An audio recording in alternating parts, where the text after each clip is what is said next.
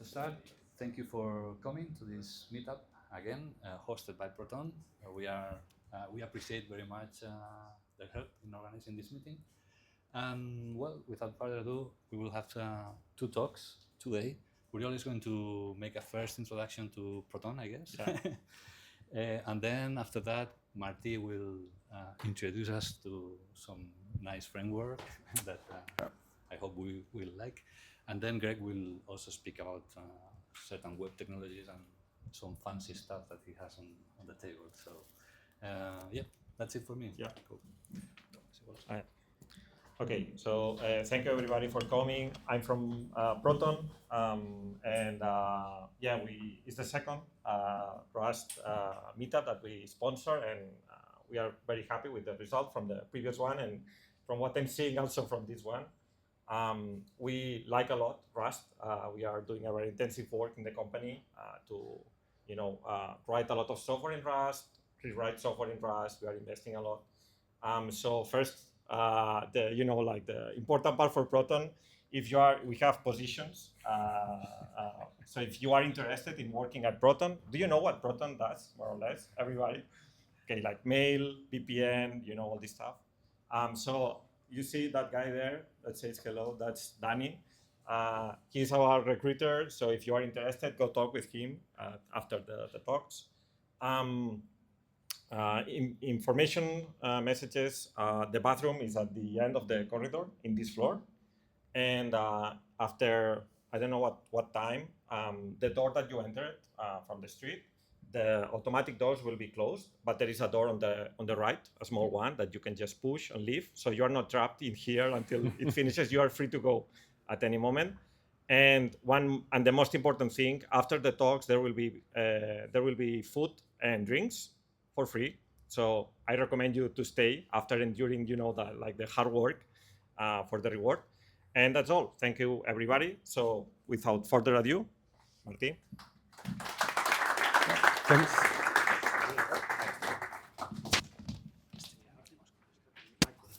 Yes, I have the microphone, but that's for the recording. So thank you very much, Proton, for hosting, Leptos Barcelona for organizing. It's always a pleasure, and it's great the work that you do. So let me start. So I'm here to talk about Leptos, which basically it's one of the many frameworks that exist for doing full stack for websites, not for, well, maybe also for embedded devices, as we are going to see later. So before anything, I want to let you know that if you follow any demo, God or devil, or entity or whatever, please pray for this presentation, because this is actually a demo. Everything that you are going to see and do here is powered by Leptos. So if it doesn't work, this is going to be a fixing the issues, but I fairly tested. So first, a little bit about me. I'm a data engineer, currently doing graph algorithms and bitemporality. Let me go into bitemporality because if you work around data, and that has nothing to do with my talk, but something that I really, really care. If you have a table and you just update the table in your database, you are doing it wrong because you are losing history. And if you need an audit, you need to know, okay, why this was messed up, you are in a deep, deep hole. So just Google bitemporality or a single temporal column, that's good enough, but bitemporality. So I have nothing to do with developing front ends or, yeah, some APIs I do, but that's my thing. I'm also a professor of big data and distributed systems at Barcelona Technology School. There, it's my 4th year already. I'm teaching master students how to use cloud and Airflow, big data stuff. And also I'm a board game author. I've bought some stickers if you want, and you will see the images here because I really, really love them. A couple of things I love about it: data analysis, trying new libraries, and good old open source software. I remember 2013, 14 Spark. If you are from the big data world, that was like a very good software, and then it became Databricks, and now it's everywhere, and they have paying only things, but whatever. Things I hate: fake open source and JavaScript. And that's why I'm here. And that's why I'm giving this talk. I had to build a website. I didn't want to touch any JavaScript. I already tried. Like 15 years ago, I was doing some nerdy stuff and developed a website only with PHP, and then I had tried JavaScript. I said, I hate it. I don't want to do it again. I found someone who did JavaScript for me. But I want to know something about you. So this is the demo part. This is what needs to work well. Go to your website or go to leptos.8v.cat. No virus, no shady things, I think, hope. Or if not, scan the QR code, though it's never safe to do that. But I hope you do it, or just do it. If you are there, please let me know. You can put your name there or alias. It will appear in the recording, so be mindful of privacy. Maybe put, I don't know, your website alias. And it's starting to appear. Nice. I like that.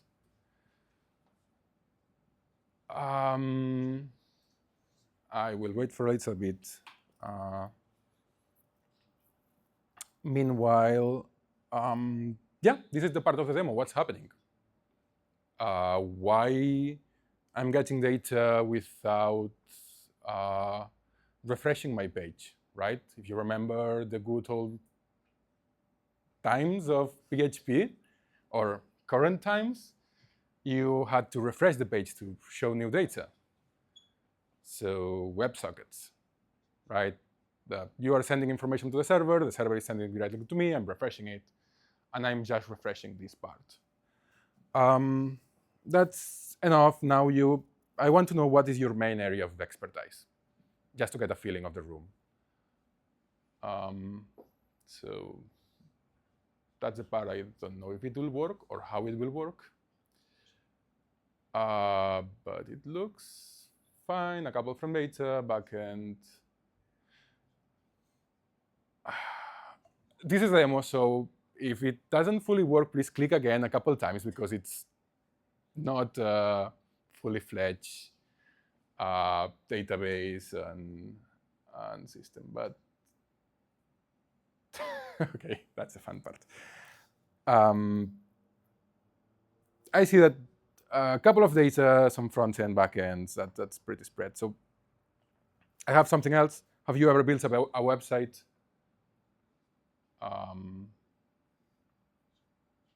Mostly, nice. So mostly yes, that's awesome.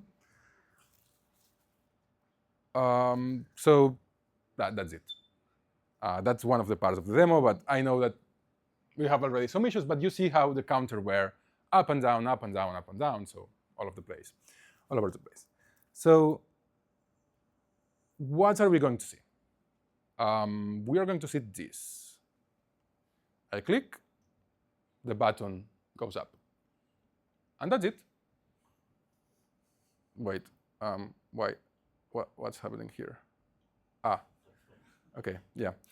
Maybe let's not click. So, yeah, it's impressive, right? Now, sometimes it's like, yeah, what's happening here? So let's go a little bit into the details.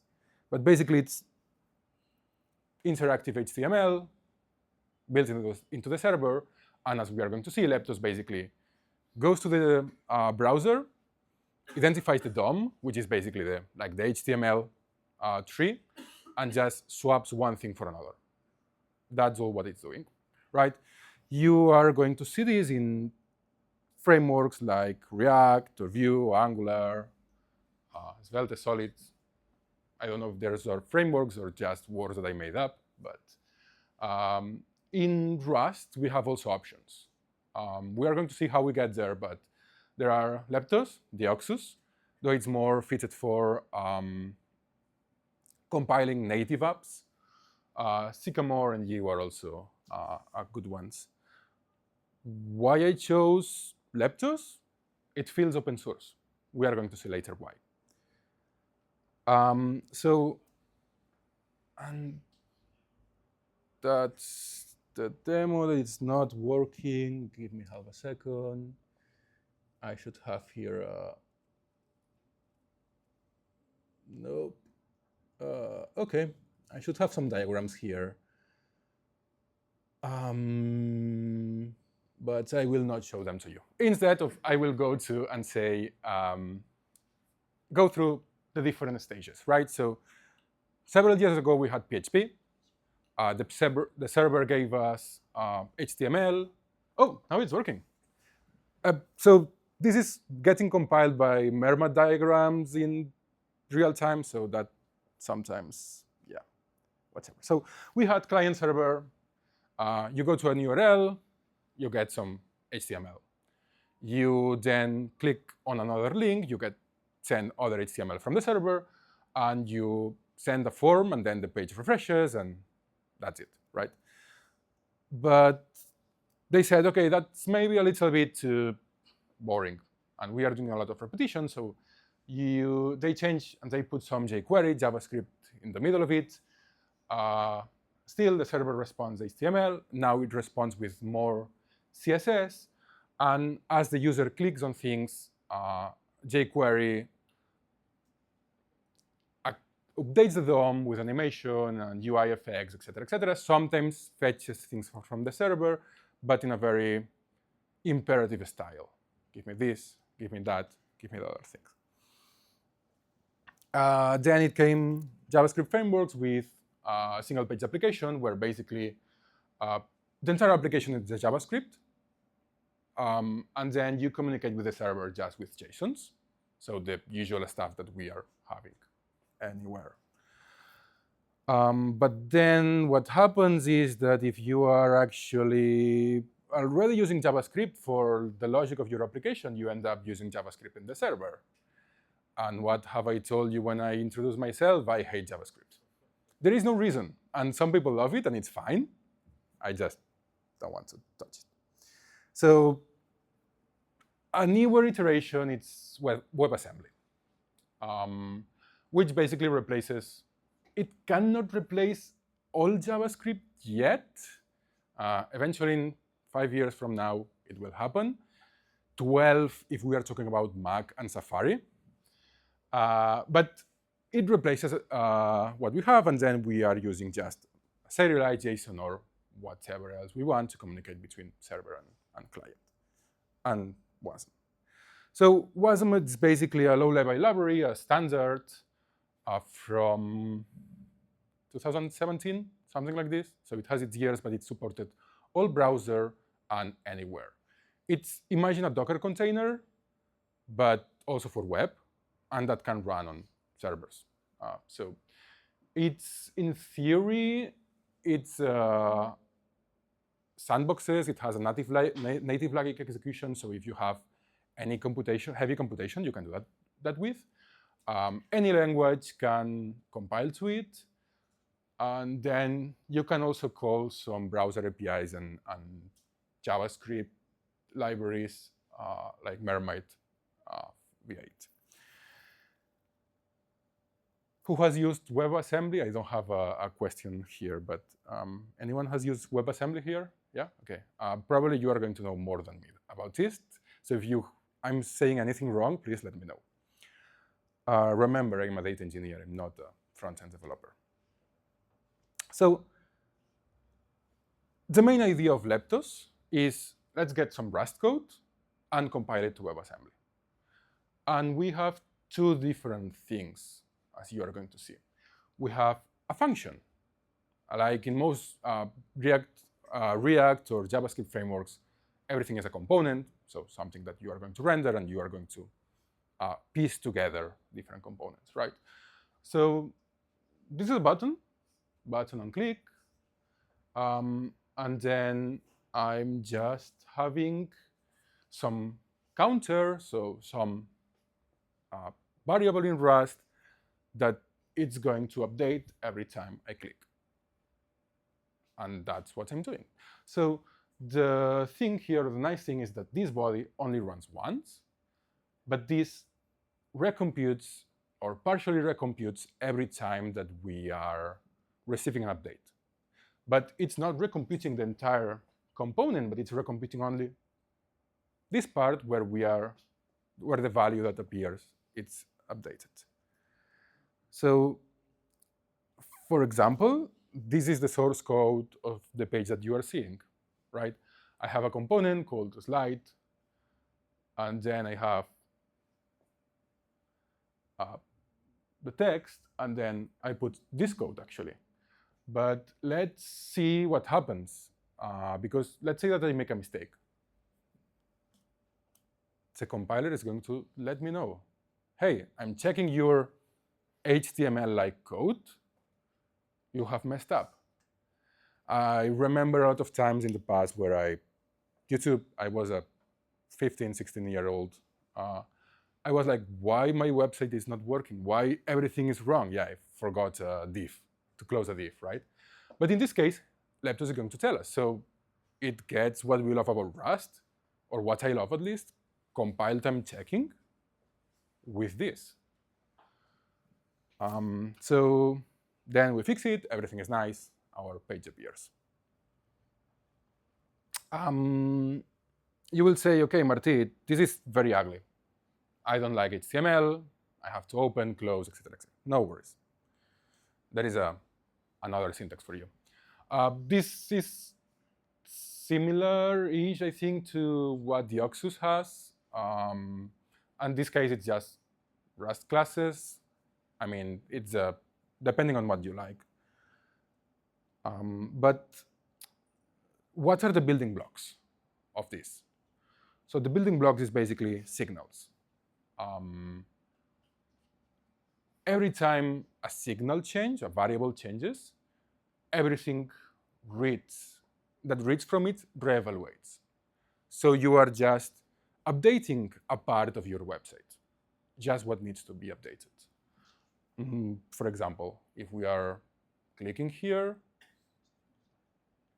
this is going to change the color because I have in my button, okay, on click, and then I have like my class is changing. It's a true false depending on how many times I click. And this is just updating the button color or the property.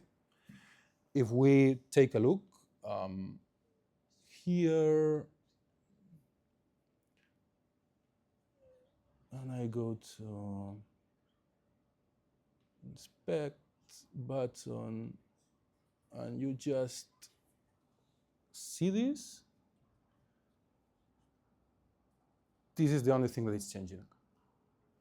The thing that you see in red. Nothing else is changing. So that also means that, for example, if that's, let's imagine in the beginning, right, where every page required a reload, my server is now under very few load. If this is data coming from the server, I'm just sending the data I need. I'm not sending everything else. And I'm a little bit out of time, but okay, that's fine. So the thing about components is that basically those are Rust functions. So we can pass anything. I can pass signals onto other components, but if I do that, I end up with just passing a lot of things from the top. Let's say, for example, here I have a signal, a global signal called theme, dark or light. Then I have another global signal, for example, for updating the bar that you see there and you see on your mobile phones that it's running, right? If I had to pass these to all of the components, I would end up with functions with 35 variables or something like this. So basically this is, and I think in JavaScript framework is the same, but you are passing context. This is the part that it's good and bad at the same time. And we are entering into one of the limitations of frameworks that are written in Rust, but they don't compile to Rust. So in this case, we all love the compile time checker. If a variable exists, it's going to fail. We have deleted a variable, it's going to fail, right? But in this case, the context is just a runtime check. which if you know what you do, it's fine, but if not, Rust doesn't know because you eventually do something like expect context, and that's going to panic. But if you manage carefully, the good thing is that we can pass basically the different context for the theme directly to any nested component without caring much about, okay, I need to pass it to this function, to this other one, this other one. And if you are refactoring something, then it's a mess. But again, then you have runtime issues. It is what it is. You cannot have, or at least for now, you cannot have both things at the same time. And then another good thing that if you get a signal, something that can change, and then you have a struct, you have a store. And basically, anytime you change something on this, it's going to update, as we saw, anything. So in this case, for example, let's say that we are in a website that sells things. This can be the sale state and the form, and we can just say, okay, we have the button here and say, okay, save, and the sales form is going to send it, save it, and not needing to refresh the page and go to another place and things like that, but updating and doing it silently. But we see here that every time that, and we are going to see the example, but every time that this is a number input, so every time we update the number, actually our struct is going to update, right? They are not immutable because you want reactivity, you don't want immutability in this case. But that brings me to servers, right? Because if we are storing things, we need a server. Leptos is not a backend server. Basically relies on Axum and actix, which are two well-known frameworks. And the nice thing is that then you have one of the benefits of doing your entire website in JavaScript, but better, because now you can have structs that work in your server and work in your front end. So the API, it's already the same. The classes, you are compiling, it's matching every time. You don't need to update one place and then update the JavaScript and then update whatever. So in this case, the good thing is that server-side, it's just a function. I define this function, and I call it server. Automatically, this will spin up or will configure an API endpoint. You have more configurations, but this is the simple part, right? And I'm doing this, for example, every time you are seeing update the bar in your phones, it's because every slide, I'm sending a signal to say, okay, I'm in a new slide via a WebSocket, and you are reading it, your phone is reading it, and it's updating the number on your phone. And what does it look like from your phone?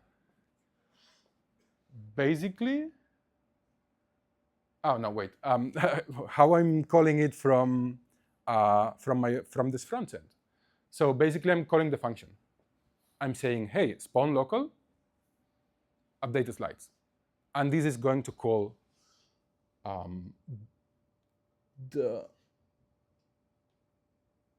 this is going to call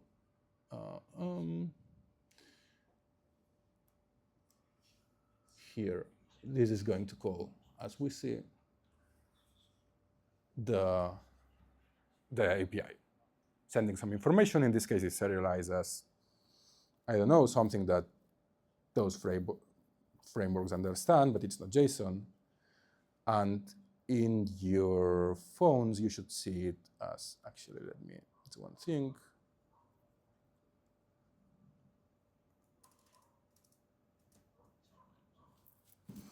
So in your server, this is going to look like something like this in your phone. If I go for, nope, I don't, well, if I, okay,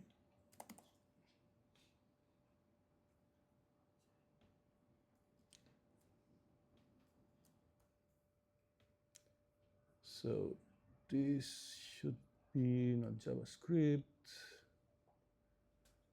And this is where this WebSocket here. And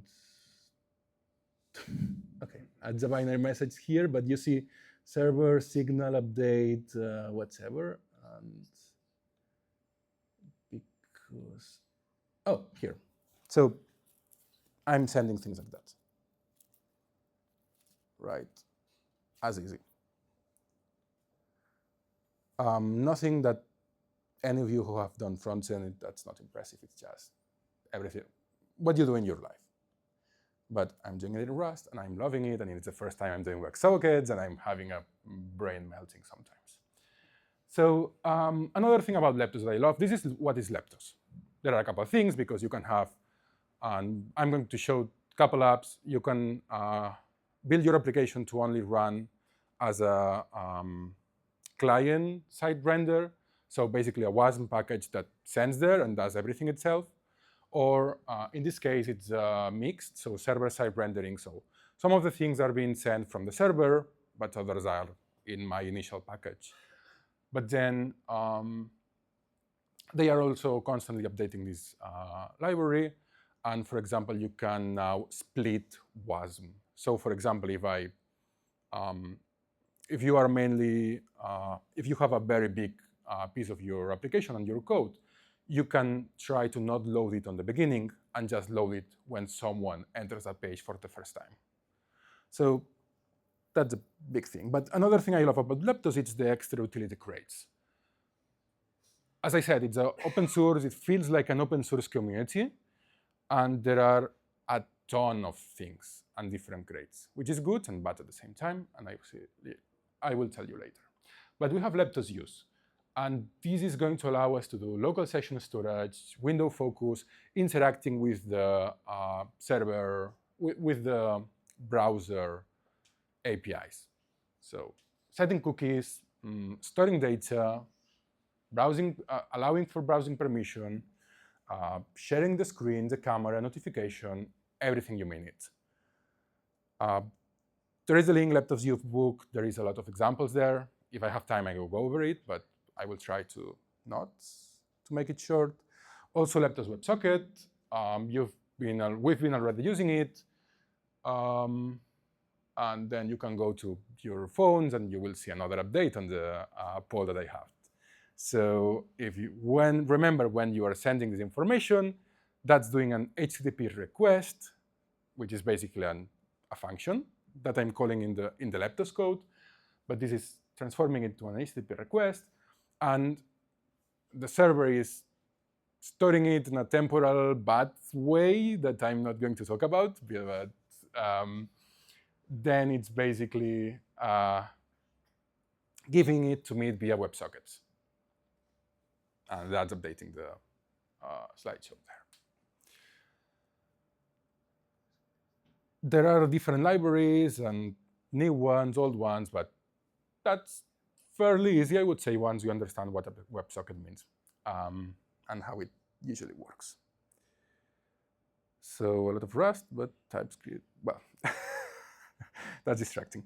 And then we have also other things, right? So for example, it integrates automatically with Tailwind, CSS, love it or hate it, but at least that's the one thing that ChatGPT and other LLMs actually work with, creating interfaces HTML.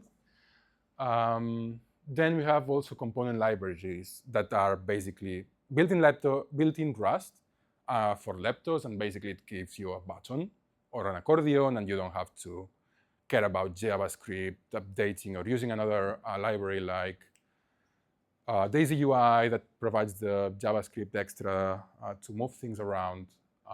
And then also a library for hotkeys and keyboard shortcuts. It's what I've been using this whole time. But then also, and here, it's also important to translate our websites to reach multiple people. People from here speak at least 3 languages. People other places speak more. So, but it's also important that our websites support it. And just to summarize, going a little bit to the end, and that's half an hour, I wanted to show a couple examples, right? One is a client-side render and understand what's happening there. And another one is a server-side render with authentication and a little bit more fancy, but not going a lot into it. So if anyone likes wine here, and I'm doing a little bit of self-promotion because this website is free and it's not going to change, and you like tasting wine, this is a website built using Rust, where you can basically record your tasting with all of the details that you want. What happens here? And that's what I wanted to show, and it's, for me, the interesting part. And I don't know how to use this console. Let me switch to Firefox. So in this case, what is happening is the following. Yes, here. So for example, you see that this has already some data, and I said that it's a server-side, a client-side application. So I'm not storing anything in my server. I don't want to. So it's basically in your browser with the good and bad things. So basically, using Leptos use, it allows me to store all of this information, like all of the tastings here in a nasty JSON. But then if I go here, you are going to see that it's not showing me anything because maybe I lose it. I don't know. But if I do some changes here, that should show something, and it's not showing to me, but it shows that I have started something and I can just delete it and it will forget, or not. I don't know why this is not, oh, here, okay. So if I delete it, it will basically delete the local storage. That's fine. Also, another nice thing about Leptos, or anything actually, is that you can store this as a web app. And now it's a web application, progressive web application that you can have in your mobile phones or anywhere. So that's easy to do, to be honest. The other thing is that you can do things like that. Animations on the scrollings, well, not that difficult. And then you can have also a little bit of your fancy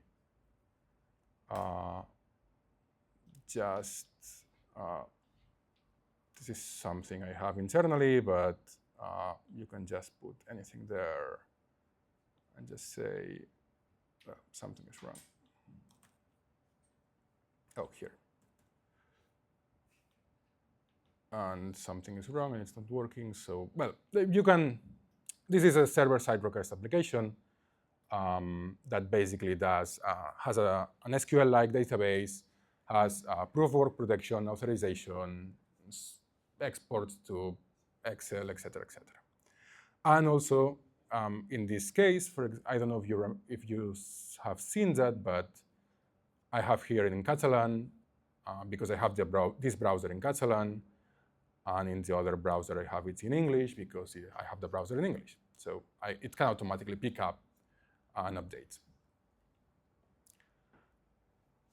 Just starting to finish. What's the good, the meh, and the bad about Leptos? So the good, it's actively developed. You have typed everything, even context. The only thing is that you are not ensured that the context exists at runtime. And you can reuse the same interfaces, the same classes. You have your trusted Rust ecosystem, Bacon, Clippy, the crates, Cargo, etc., etc. And you have even integration with JavaScript libraries. It's compilation times. You know, it's Rust, so it takes its time. So they have done some fancy magic to try to avoid compiling things, and they are optimizing he has time, the creator of this, because this is now what I think it's a two-man library, or mainly. you get a biggish WASM bundle. WASM, you end up with a megabyte or a little bit less if you compress it, but a megabyte of WASM. The partially good side about this, there are a lot of work to try to make it smaller and chunk it. But the good thing about this is that 1 megabyte of WASM is like 10 megabytes of JavaScript.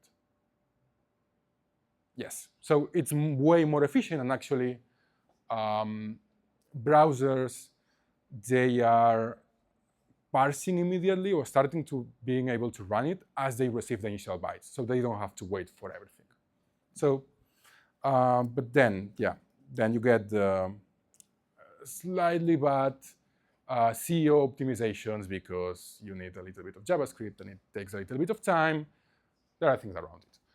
The ugly is that that's the browser. You don't have the Rust standard library. You can use Chrono, but you cannot use time. So if you are using a library with the Rust standard library, you are going to patch that library or not use it. And that's what it is. And yeah, there was some times penalize the SEO. Yes, you had a question there. Can you use stdialog or can you use dialog library from standard or no? I don't know, but if it's in the STD, you cannot use it. There may be other ways that you can do that. For example, the backend is using Tokyo, so you can use anything related to that. That may work. I'm not so sure about that. And then, what about LLMs, right? I've tried that. Nope. It's yes and no. One time it works, then the other 3 times doesn't. So you need to fix it, and then it gives you a version of the code from 2 years ago, and then it doesn't work because it's deprecated. So it's not like JavaScript or JavaScript frameworks or TypeScript that they have a lot of corpus to train. This is a small library. And as a summary, and I'm just now finishing, so there is no company behind it, right? There is Greg, who is the creator of Leptos, and now I think there is someone who is contributing part-time to it, and then the community. And that's it. It cannot compare to the stability or to the amount of features or the size of features that you may have with other frameworks, but it's why I love this. It's also a community. So you can always go in, do things, and there. In the front end, it's tricky sometimes because you have to copy everything. The mutation doesn't fully work. You move the variables, you copy them, and you have to unlearn this part of your Rust training, because it's going to compile to something that is not Rust and works differently from Rust. So that's fine usually. Again, a rich volunteer-led ecosystem with, in the Discord group, there are a lot of people sharing libraries, sharing things that they are building. There are a couple of companies working and developing things in WASM, in Leptos, and it's evolving when people have time to evolve it, right? So, for example, WASM splitting was a thing from 1 month ago or something like this. So that's it. That's Leptos. That's the framework. Some credits, creator of Leptos, and then the couple libraries that I have used. And I'm open to, we have a little bit of time for questions. And if not, I will be after in the beers, just for any question. Yeah, we have one there. For the WASM size, have you already tried islands? Because they're supposed to reduce that by a decent amount. I have. And I have been partially successful until you hit some crate or something that you have an error that it's like, okay, what do I do? And to be honest, this is my the hobby of my hobby. So I don't have enough time to fully go into it. And I have, for example, the website that you saw, the second one about the cards and that were moving and things like that. This is using islands. But when I tried to use island with server-side splitting, I wasn't able to because probably I was doing something wrong that I had no idea how to fix, or I didn't have enough time to fix. But it's there, and that's one of the things that, for example, if you ask in the Leptos Discord community, they are answering. So that's super great. We have one question here. You had one question, yeah, and then. You mentioned run Leptos on embedded devices. That's going to be shown by the next presenter, by Grzegorz. Yes, that's right. Yes. Yes, we could see some diagrams from Mermaid in your Leptos-based application. Does it mean you can place some JavaScript in somehow embed it? Yes. Actually, I haven't shown that, but there are two places where I use JavaScript libraries. One is here for code highlighting. I've used Prism.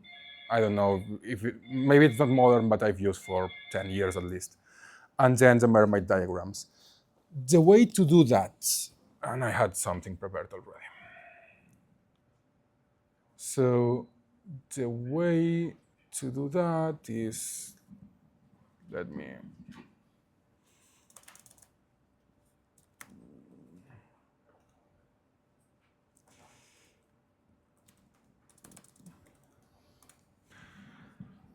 Basically, you have to fight a little bit with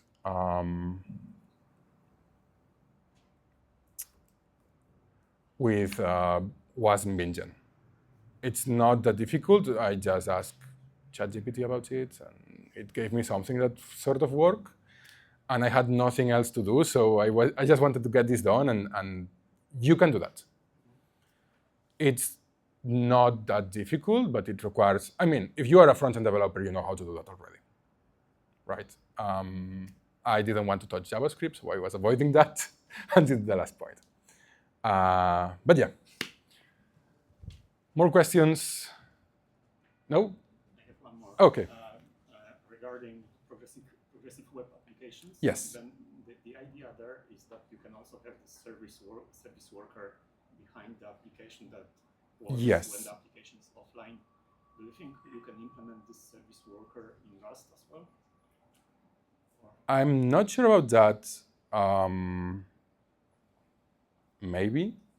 But I would go to Leptos use. I know that they have the implementation of service workers. I haven't had time to look into it, but hopefully yes. If not, I'm not going to use service workers. But yeah. Another question? Any reason why you didn't use tree-sitter for the syntax highlighting instead of the JavaScript? Because I've been using Prism for my blog for 10 or 12 years, so I didn't know anything else existed.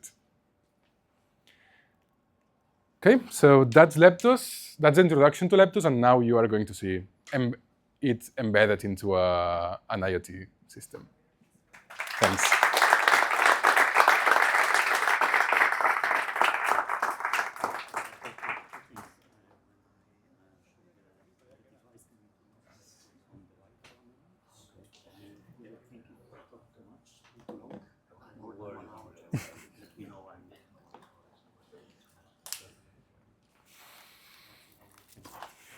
Thank you.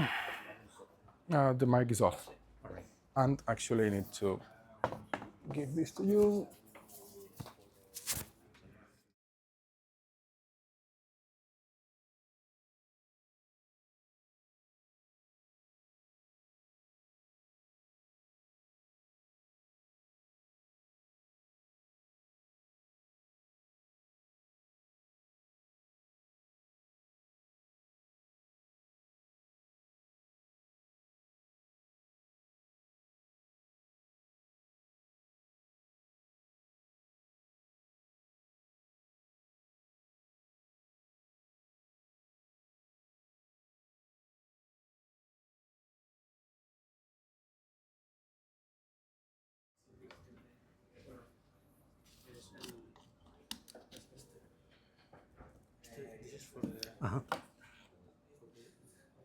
Okay, just a second.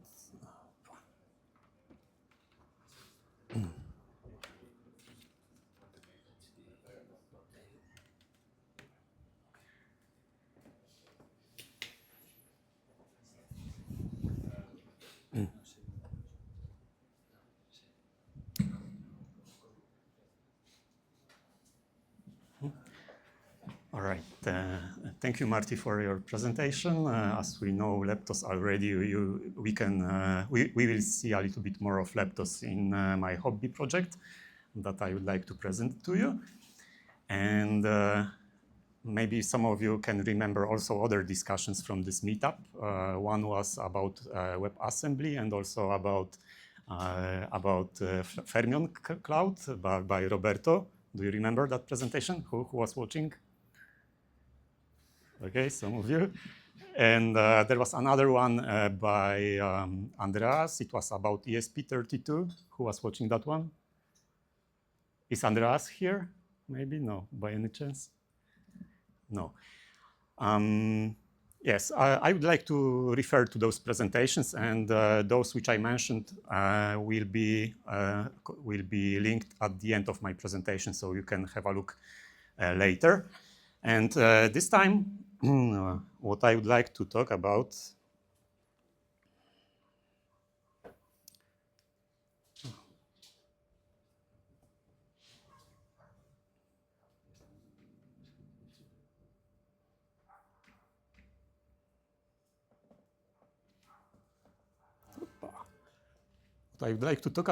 these are the trade-offs in IoT applications, which means all those situations when the developer needs to decide between two or multiple factors and find a sweet spot in between them. But at the same time, I would like to highlight some of the biggest issues that I had during development of this project. And maybe by doing this, I will save some of your time. Also, before we jump into the actual project, I would like to explain one thing. So normally when we start the project, we start from an idea, then we figure out how to implement this idea, and then we try to find the software platform and hardware platform which will fulfill our needs. But in this case, my goal was different. My goal was not to build the project, but it was to learn the platform. So I reversed the process. I started from picking the platform, and then I came with an idea of an application for which this platform would be suitable, and then I managed to figure out how to implement it. So because of that, you can notice that maybe this platform and the application are not perfect match in some cases, or maybe the product doesn't have any market any value for the customer. You can tell me that I wouldn't sell it, for instance, and that's completely true because the goal was not to build a customer-facing product. So first, my goal was to learn ESP-IDF, that stands for IoT Development Framework. Then I wanted to go a little bit beyond a simple hello world. So during the presentation of Andreas, it was mentioned that in case of embedded devices, we often build it in a way where we have this infinite loop, and the loop reads values from some sensors and then writes to some actuators or displays on the screen. However, if we want to have something which is a little bit more interactive or more asynchronous, we need multiple threads, and this is what I wanted to experience here. By the way, how many of you did any project with microcontrollers in any language? Oh, okay, almost everyone. Then my goal was to build something that is a little bit distributed between at least two sites. And then I wanted to focus a little bit on the user experience. So I wanted to build something that would be close to what I would deliver to the customer, at least from the software perspective. And then I wanted to have a look on some security considerations, and the challenge was to do everything in Rust with no exceptions, right? All right. So first, let's have a review of the products that that Espressif have. Espressif is the vendor of this kind of chips that support ESP ADF framework. So we have ESP8266. That's the old chip, a little bit depreciated maybe, and it's based on L106 architecture. And then there is a family of ESP32 microcontrollers. So we have ESP32 with Extensa architecture, LX6. So it's not Intel, it's not ARM, it's not RISC-V, it's something else, it's Extensa. And then we have ESP C, H, and P lines. These are based on RISC-V. And finally, we have this S line, which is also based on Extensa in the new version, LX7. So when I opened my drawer, this is what I found there. I found this module. It's made by Wemos. It has 2 LX7 cores on board. It also has the floating point unit, and it runs at maximum speed of 240 megahertz. What's interesting, it also has a RISC-V coprocessor on board. It's used for ultra low power computation, but I don't know much about it. I didn't try to use it, so don't ask me. And then we have 4 megabytes of flash and 500 kilobytes of RAM. And that must contain the front-end application, by the way, as well. So we will have a look how to do that. And it has Wi-Fi, Bluetooth, GPIOs, analog to digital converter, and RTC, and a bunch of the standard interfaces as the other controllers have.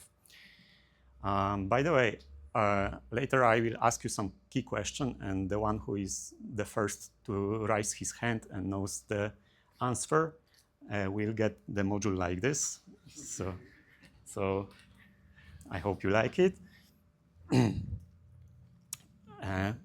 But now let's take a look of the list of features which came to my mind when I looked at this device and tried to figure out what to build based on this. So I decided that clock will be a good application for it, but I wanted this clock to be automatically synchronized with the NTP server, so the user doesn't have to set the time. And that should be done based on the time zone, which is also automatically detected based on the IP address. Then I wanted this clock to also provide me with the weather forecast. And this forecast should be also collected for the location where I'm at the moment. So again, based on the IP address. And finally, I also wanted to have a look to have access to the weather stations that we have here in Catalonia. And I wanted to have a selection of those stations configurable through the web interface so that it's user-friendly. And having this in mind, I also started to narrow down the bigger list of requirements which I would like to have for this device. So I also decided that I want the user to see the smallest error possible when watching the time. So which means that I want to refresh the display very close to the round second. And by round second, I don't mean just before, but just after the second changes. So that's the key here. Of course, I want the device to be controlled by a physical button. I want to have some indicators that will show whether it's busy or if any error occurred. I want to have a buzzer which will make some clicking sound when I hold the button. Then I wanted to use the ADC as well, so I decided that it will be a good idea if it has this adaptive background brightness. So if we have bright light in the room, then it's brighter. If it's dark, then it's darker. And then another interesting aspect, when you look at the IoT applications on the market, each of them has some initiation process. So you have to somehow tell the device what are the credentials of your home network, so that after making this configuration, it can connect to the internet and do something useful for you. And this process looks differently in different products. Sometimes you need to install something in your mobile phone, or sometimes you need to connect the Bluetooth. But here I wanted to do it really user-friendly, and I didn't want the user to install anything. So I decided that all this should be based on Wi-Fi. And luckily, this device can work as a station, but also as an access point. So it can provide the network for you. And this is that was my idea, that in the initial process, the device will provide you the network. You will see the name of the network and the password on the display. You will connect, and then you will provide your credentials to your home network through the web interface. And this means that the entire web interface must be placed in the device, because in the initial process we don't have an access to the internet, so we cannot download any assets or anything. So everything must be in the device, and then we would like the device to be pretty much bulletproof. So if we lose the network connection, then the device should attempt to reconnect, or if there is no electricity in my house, I want the device to switch into power save mode, and at least some basic functionality should keep working. So these are the requirements. Based on them, I took my module and I connected some sensors that are on the left. So we have the ambient light sensor, we have the push button, we have proximity sensor for the future use, the display, buzzer, indicators, and then I connected some modules that will power the device. It's not a very sophisticated hardware, and I didn't make much effort to build it. I only wanted to make something minimal that works and go further with the project. So that's what I ended up with. You can also see that the mechanical part is very basic, and I also didn't make too much effort to make it pretty. But from then, I was able to start thinking about the software part. And what you can notice here in the system overview is that the entire application has two parts. The part on the left side is the embedded part. So we have the device. The device connects directly to the internet to get synchronized with the NTP server, to fetch the geolocation and fetch weather forecast, which is in a very basic format, and the device can easily process it. But when it comes to the data from the meteo stations, the situation was a little bit more tricky, because when I started with this project, we didn't have any website which would aggregate the data from the weather stations here in Catalonia.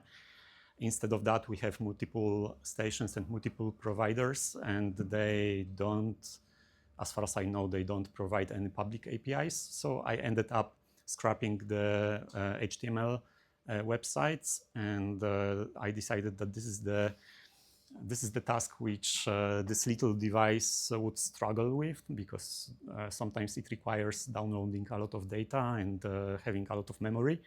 So that's the task which is just perfect for moving it out to the cloud.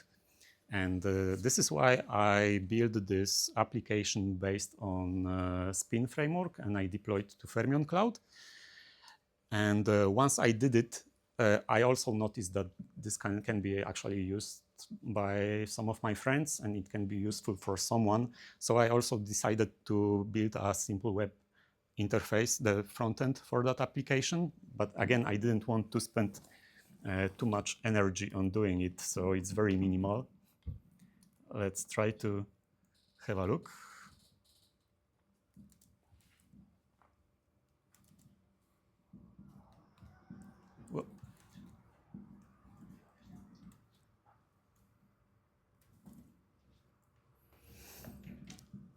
So this is how it looks like. So you can see that the data is downloaded from some of the weather stations, and it's collected by this website. There is also an option of editing the columns and rows in this table or sharing with your friend. But again, I didn't want to implement any kind of logic that the user could use for creating an account or something like authentication. So I just used this paste bin service called Lesma EU, which is also implemented in Rust by the third-party vendor. And it's a very nice application, by the way. And that's all. So I had my minimal interface, and I left it as it is. But it also provides an API for my embedded device, and that's the public API. I'm not going to get back again to this web-based part, so if you have any questions about it, I think it's a good time to ask. What's the time, by the way? All right, we are good. Now, about the embedded software. What you need to know is that the vendor of this chip delivers ESP-IDF, which is a framework for building applications for this. And it's a C-based environment, but they also provide bindings for Rust. And the bindings are delivered in a ESP-IDF sys crate.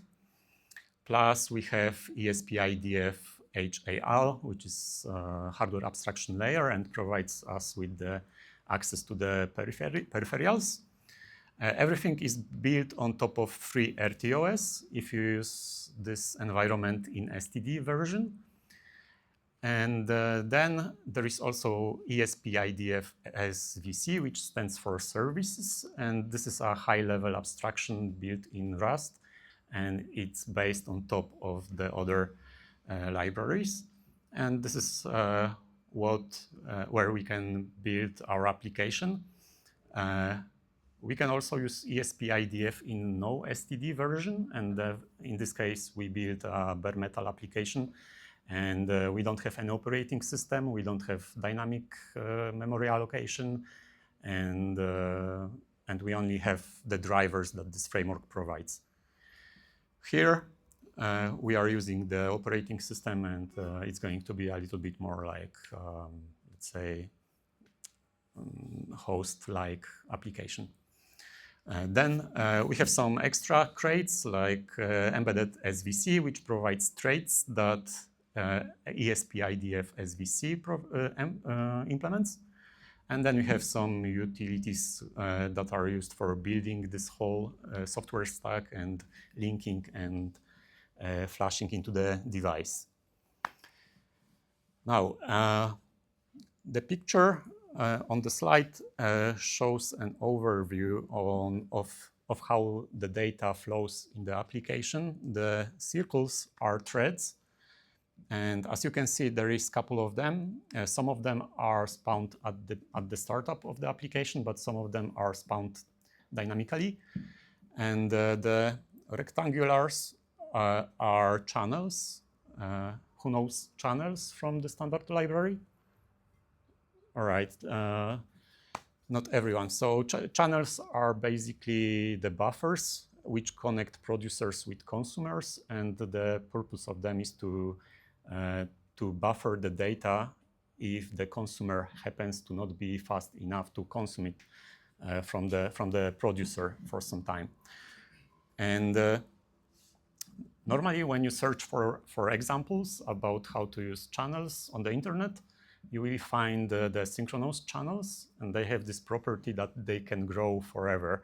So if your consumer is very slow and doesn't catch up with the producer, then you will sooner or later end up with your channel being very big, and it can not fit in your device, so your device will crash because of lack of space on the heap. And that's what we don't want in our little device. So the whole idea in building this real-time or soft real-time system is that we want the consumers to catch up with the producers, which means that we don't want the queues or the channels to get full, which means that if anytime when we get a channel full, we want to see this as an error. And we also want to have a deterministic size of those channels. And for that, we can pick another type of channels from the standard library that's called synchronous channel.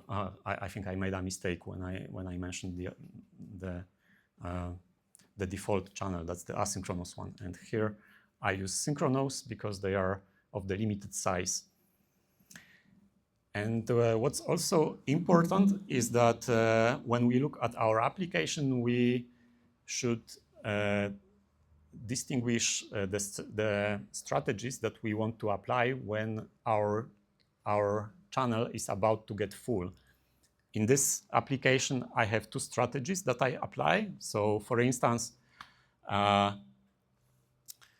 in one case, I want to keep data integrity. For instance, when the settings are downloaded from the front panel and put into the device, I don't want to lose any data. So if for some reasons my device doesn't catch up with the user, then I would rather prefer the website to hang a little bit, or maybe the user will need to wait for the web page to get refreshed instead of crashing my application. So that's the fallback scenario. At the same time, as a developer, I want to somehow get an information about such situation that the channel got full, because for me it's an error and it's something that I should fix in my application. So I want both functionalities at the same time. And in the other strategy, I have the situation when, in case when the channel is full, I'm okay to lose the data which comes into this channel.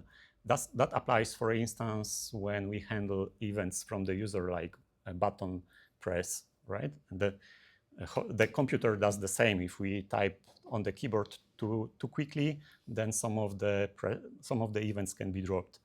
And that's the same what I want here.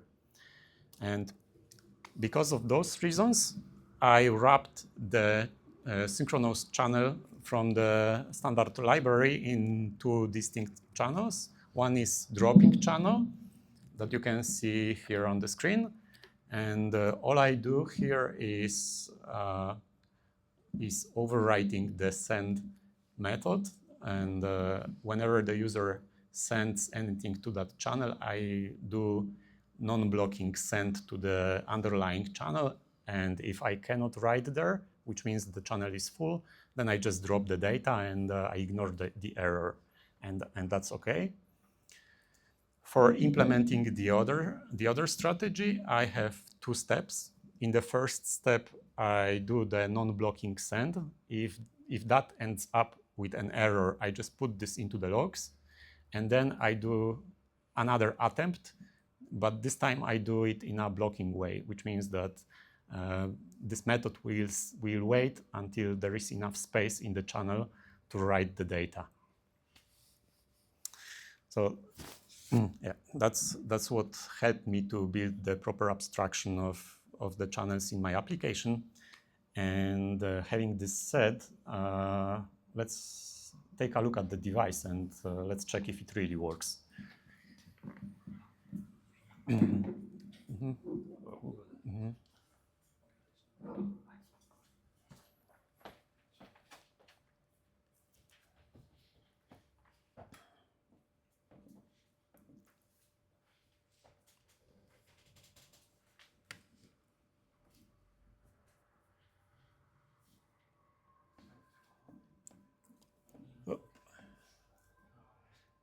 Okay.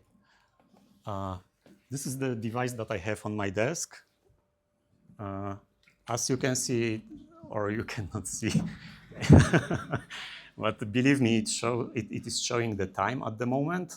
When I press the button, it is showing the time in different locations like Sydney, Honolulu. And when I hold the button,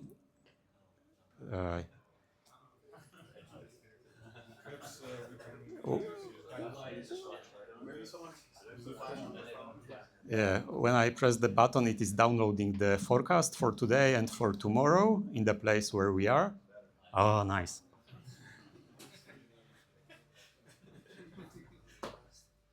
So we can see, you know, how much clouds we are going to have, what is the minimum temperature, maximum temperature, and what is the wind going to be, and how much rain is going to fall.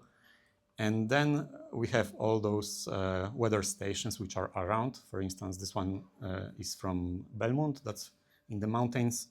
And we can see that 14 minutes ago, we had 64% of humidity. There was no rain. The wind was west-northwest from 2 kilometers per hour up to unknown value.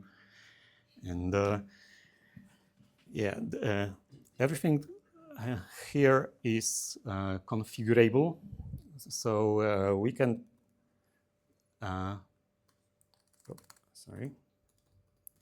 we can take a look on this user configuration panel.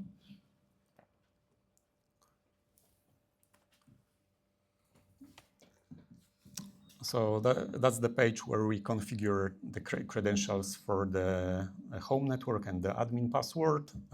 Here is where we can select if we want the location and the time zone to be automatically detected or manually. Now it's manually because we are on the mobile network. So based on the IP address, the device couldn't really determine where we are.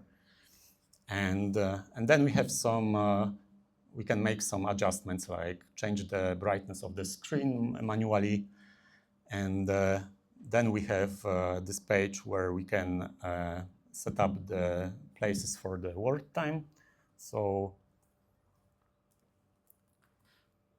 for instance, Espressif, I think they have headquarters in Shanghai. We can add this to our list. And then for the weather, we could also add something, or let's remove something. Let's add something. Let's check the weather in Montserrat, which is nearby. Does it sound good?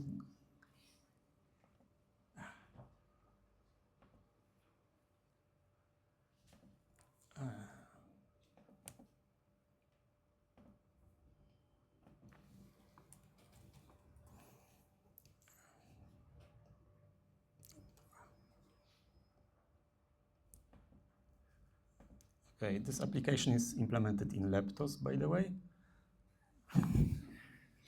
And yeah, now let's see if the changes take effect. So yeah, that's the time in the headquarters of Espressif, and let's see what's going on in Montserrat.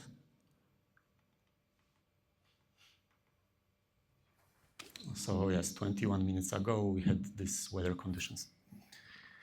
Yep. Thank you.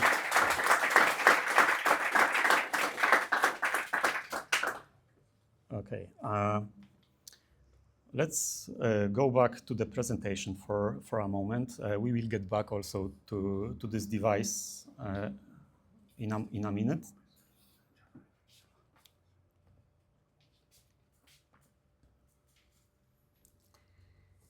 So what I would like to talk about now is memory, because it's the essential part of the project.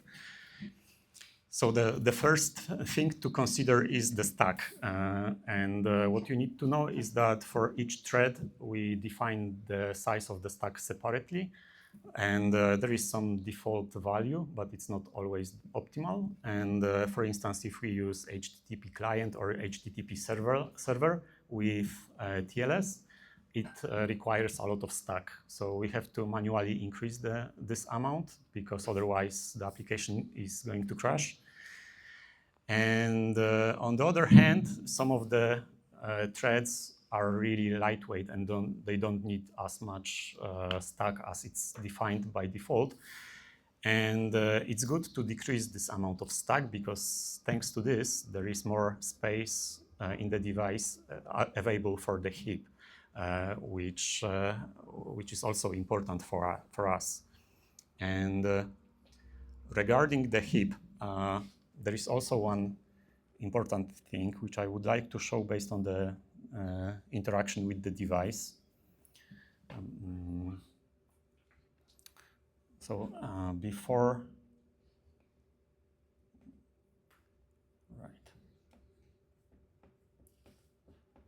Before I can show it, I need to connect the device to the debugger cable. And for that, I will intentionally turn off the device.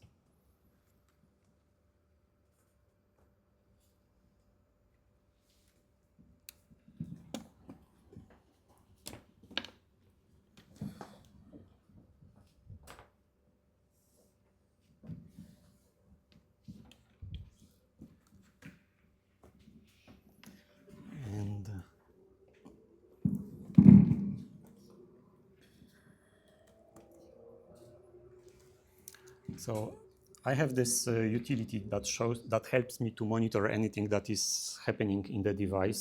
So for instance, what we can do is taking a look on the readings from the light sensor. Now you can see that when I make some shadow or when I give some light, the value is changing. That's the blue line, and the red line is the same, but after applying a smoothing filter. That's what helps me with development. But the other thing which I can monitor here is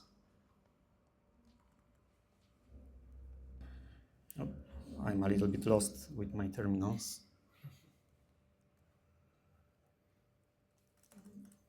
The other important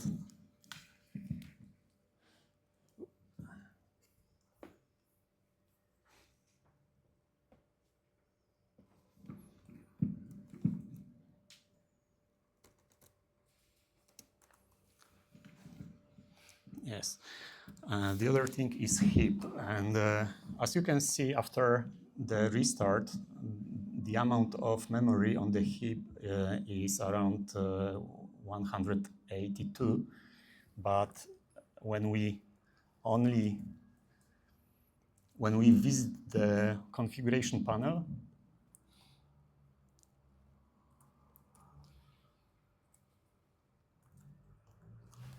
the amount of memory drops, and after a while it gets back to some level, but it never gets back to the original level. And that was something which was very scary for me at the beginning, because it looked like I have a memory leak in my application. And I was like, how can it be? How can I have a memory leak in Rust?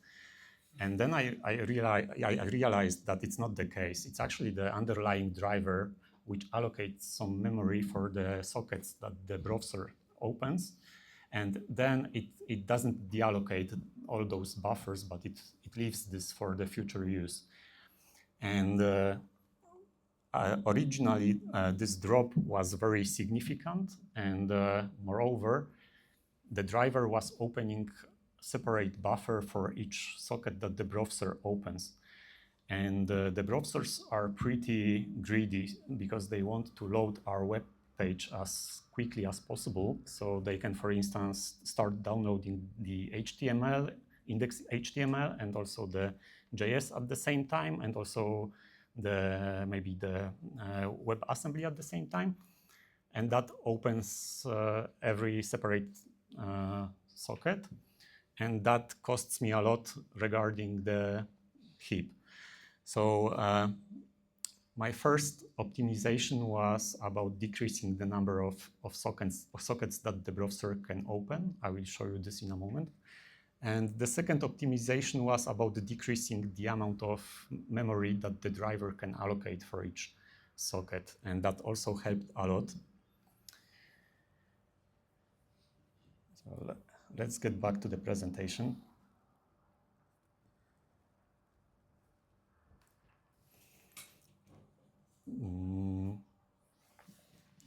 And the last thing I would like to say about memory is that we also need to take care about the Flash. So in Flash, we need to fit some system-related things like bootloader. We also need to fit our application, and we need to fit our frontend, as well as the user data.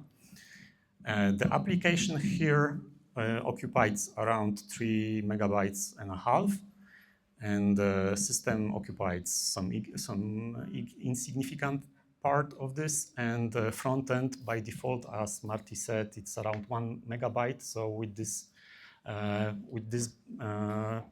bill, we already exceed the available amount of memory that we have in the device. So we need to somehow optimize the front-end application. We also can adjust the partitions allocated for each of those components a little bit. And what we can do about the front end is first using Tailwind. Does everyone know what Tailwind is? Yes, so it's good because it takes only minimal amount of resources. Then we can minify assets, like for instance, styles and also JS.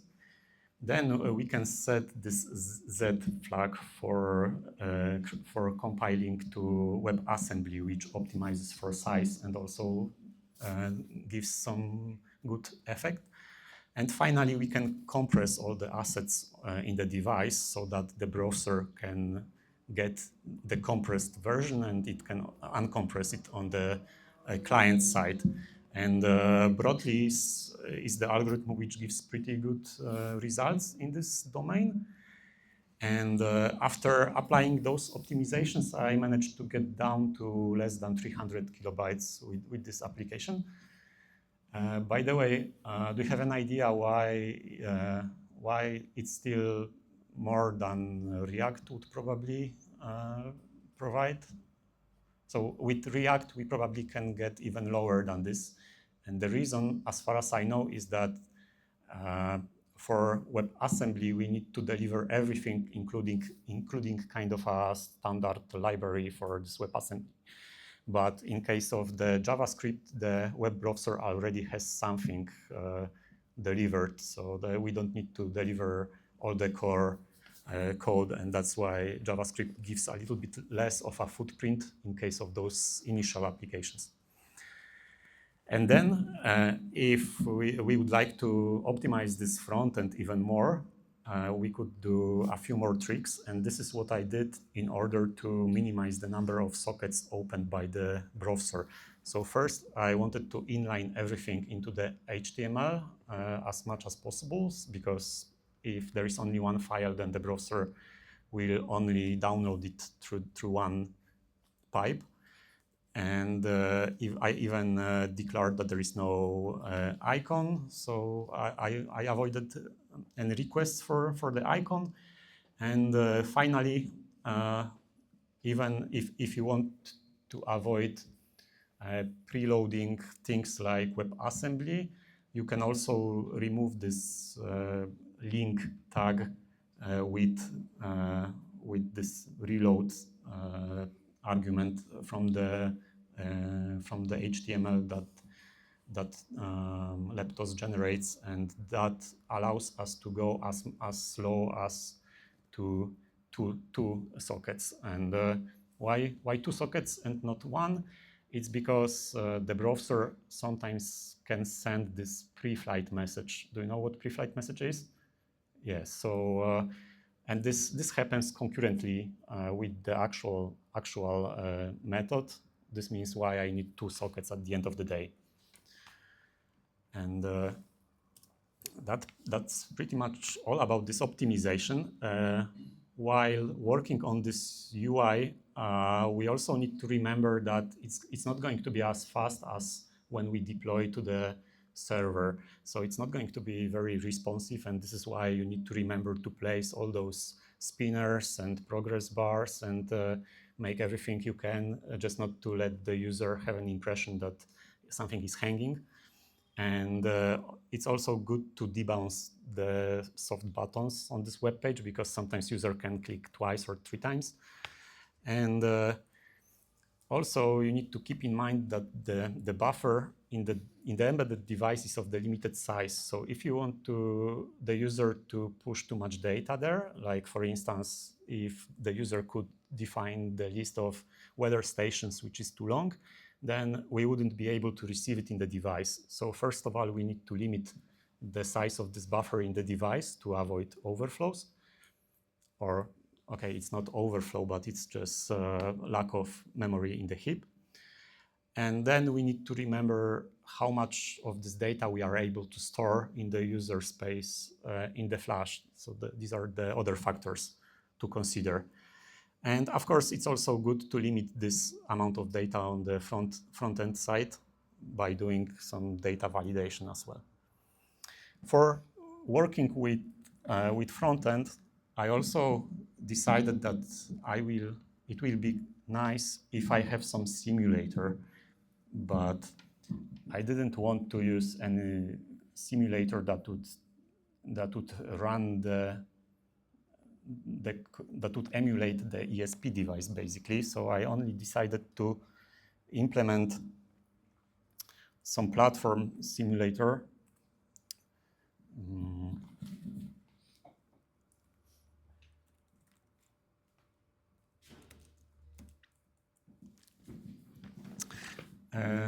This is a piece of software that makes stubs of the actual device. But by having this, I can start the web application without connecting it to the device. But instead of that, I can have this device here in the terminal. And this is what helped me to work with this application somewhere when I'm traveling or when I don't have access to the hardware.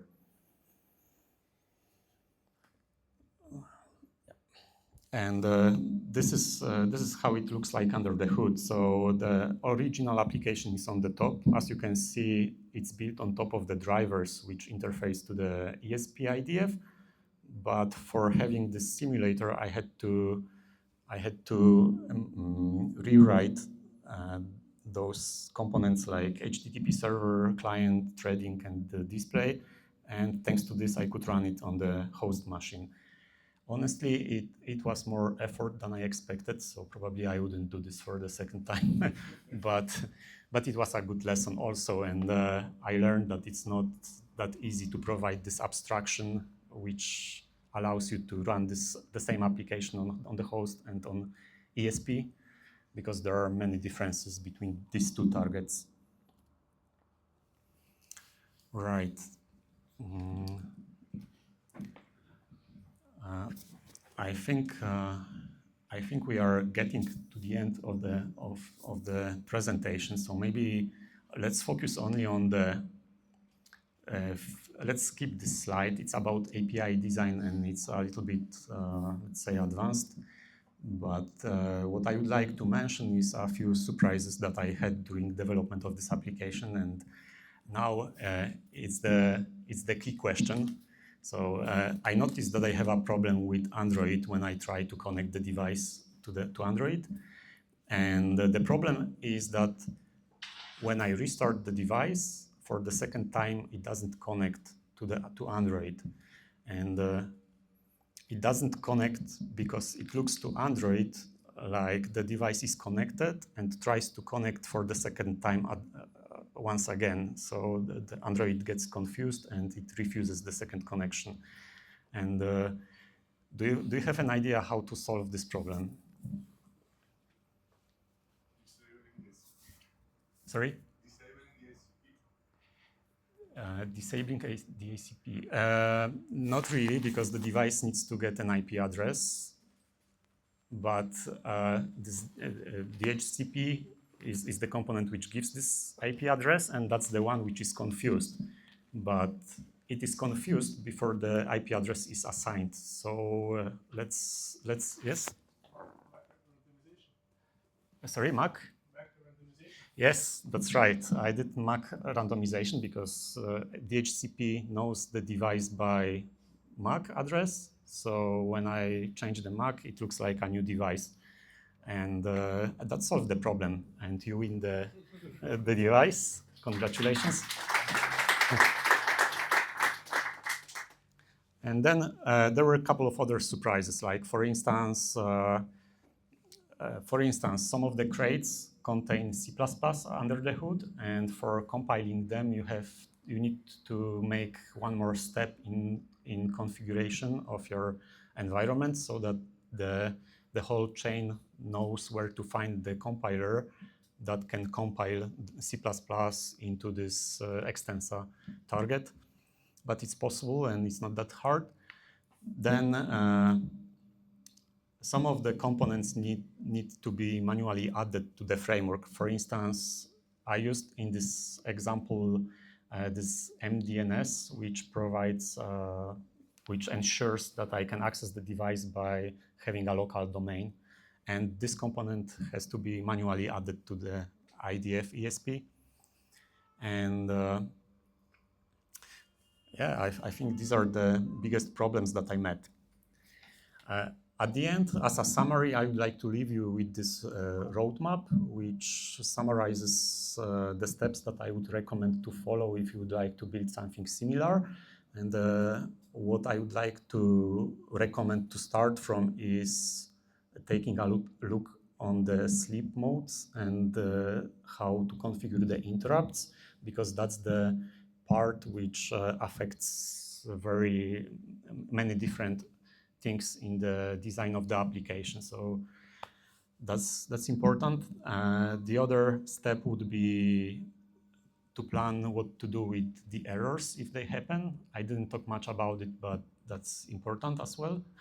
Then make some good logging and provide some observability to your application. Like I had these plots here, and in case of logging, it's important to use logger which is thread safe, because otherwise if you log from different threads, then the bytes interleave with each other and you don't see anything. And then I recommend to organize threads and make synchronization like I did on the diagram which we have seen. And then it's good to do some adjustments regarding the memory, and finally assign the cores and priorities to the threads.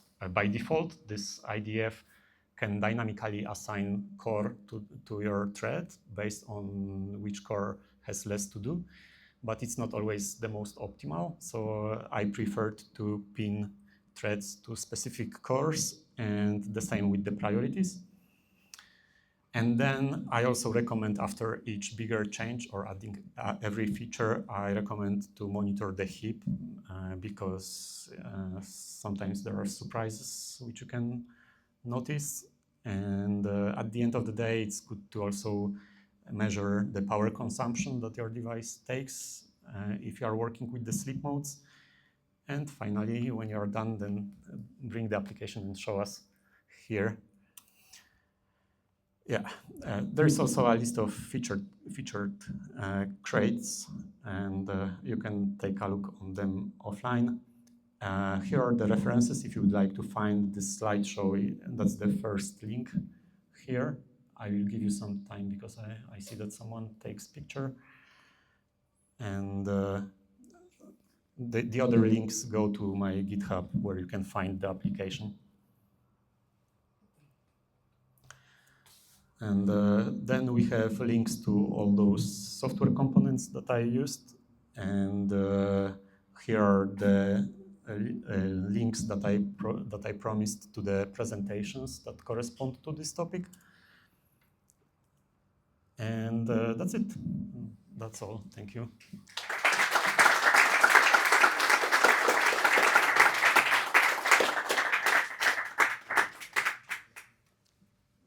Is there anything that you would like to ask?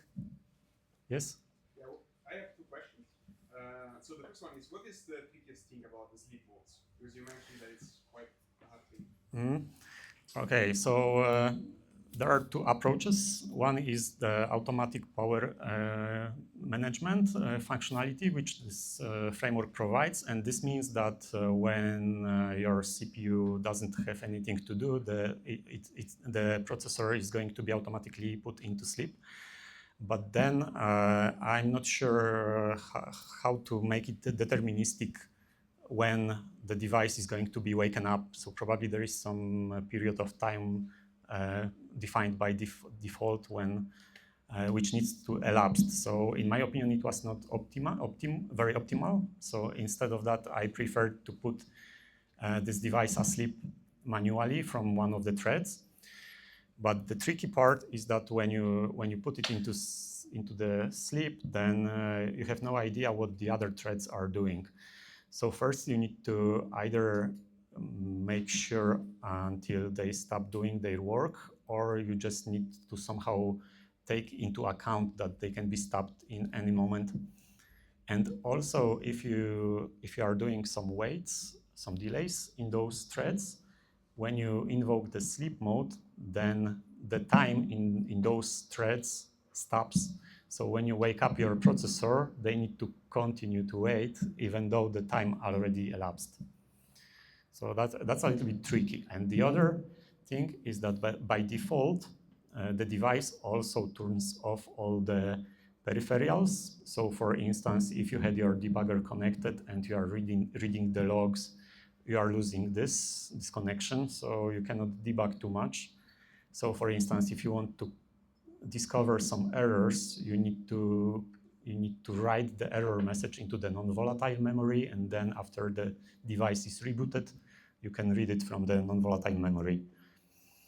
And then there is another part which is also tricky. So when you go asleep, you may want the user to wake up your device after a button press, for instance. So you can define a source which will wake your processor up. But if you use a button as a wake-up source, you cannot use it as an interrupt source, which means that the logic that you implemented for the button for reading the interrupts doesn't work, and you have to enable it after your processor wakes up. So it's like disabling and enabling the interrupts, as far as I experienced, because maybe I don't know about something. So these are all the tricky parts, and that's why I would recommend starting the project from doing this right. And can I ask a question as well? So does the HTTP server support HTTP2? Do you know? Once more? Does the HTTP server support HTTP2? Because that would allow multiplexing with one connection. I'm not sure. I don't know. Yes, please. When you use ESP ID and the crate, how's the way you can interact with other peripherals? For example, let me explain it myself. When you use ESP hole, that the no STD way to program expressive devices, you have embedded hole that is crate that provides you an abstraction to develop different drivers for different components. But in ESP ID, how this is handled when you want to interact with other? It's the same. I think it's the same. You can use ESP hole. Yes, I haven't done any application with no STD, but as far as I understand, it's very similar or the same. Yes, please. Yeah, I was wondering if you tried Embassy. Yes, I did try, but with another project based on actix. But I've also seen some traces of Embassy under the hood of ESP IDF, so I can guess that there is something in common, but I didn't investigate the details, so I don't know. Yes? Just one question. About the front-end optimization, you didn't mention caching in the browser. It was a little bit, okay, perhaps it helps. Perhaps you are doing it, and that it didn't make sense to put it. Caching in the browser, I don't... The assets, and I don't know if it's possible to cache the WASM. You don't update, I didn't set up caching, so I don't know. Yeah, that would help, for instance, for sure, the second time when we load the... No, but if you are not updating, I guess that's obviously you will reduce. Yeah, all I have to saving admit. capacity. I have to admit I neglected this part, so I didn't Just, see you know, that. was an observation, and perhaps it's, you know, that's, you know, I thought that wasn't used or